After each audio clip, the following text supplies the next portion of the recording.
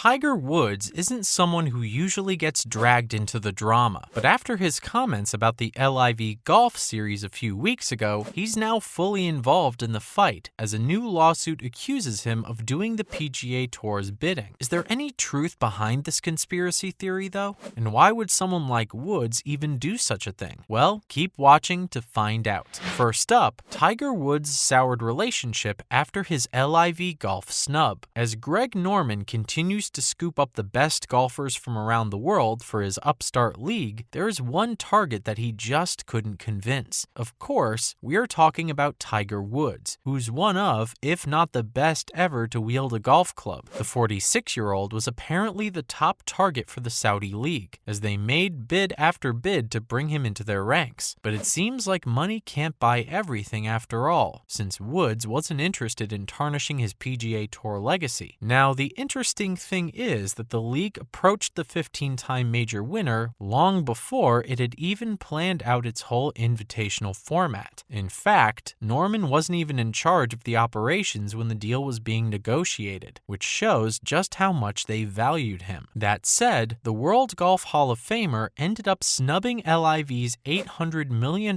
offer to focus on his return to the tour after that horrendous car accident. Obviously, no one knows what really went down, and perhaps he would have switched sides had Norman been there to convince him. As things stand now, though, it looks like there's a lot of bad blood between the two entities.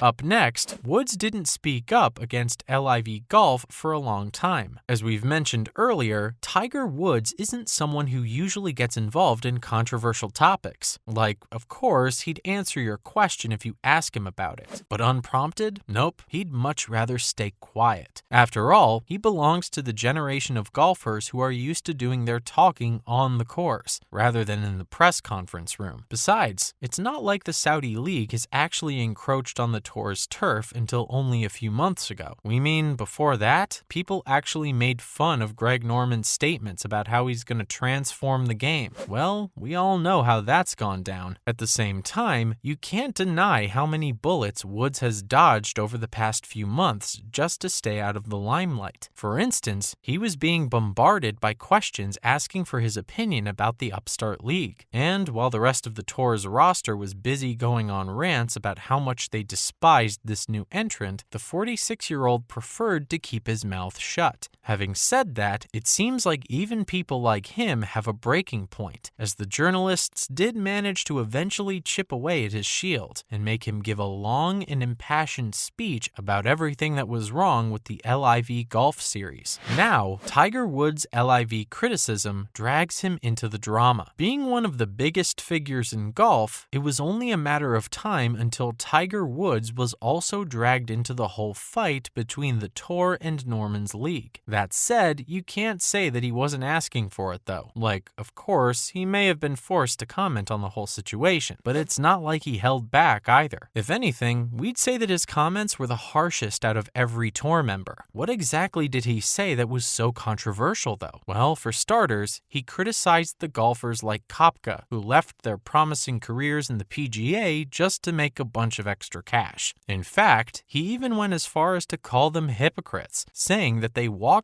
back on the very morals that brought them to this point. After all, it was the association that gave them the platform to become such high-profile athletes. Another thing that would have stung younger players who made the switch was the fact that Woods specifically took aim at them. Oh, and there was some pretty passive-aggressive stuff in there. For instance, he said that these golfers who've never known the feeling of being part of the tour and competing in major events are now going to switch to a completely soulless form of golf. On top of that, the 46-year-old also pointed out that there was literally no incentive to put in a good performance once you've signed, which, to be fair, has been the case for everyone involved with the LIV Golf Invitationals so far. But it was Woods' criticism of the league's format that really landed him in hot water. Now, it's not like Tiger Woods said something untoward about the PGA Tour defectors. He was just echoing what everyone else was saying anyway. As a matter of fact, fact, he actually didn't attack the league's Saudi backing at all, despite being asked about the whole sport washing thing. That said, the 15-time major winner didn't hold back when discussing LIV Golf's 54-hole format. According to him, not only is it less intense and challenging for younger players, but it might actually hamper their progress. After all, contrary to what many people think about the sport, endurance plays a massive part during your typical 4-day-long weekend as well. Oh, and let's not even open the can of worms that Woods did by mentioning the fact that it was more of a party than a golfing event. Like, the focus has been on external concerts and other stuff rather than the game itself.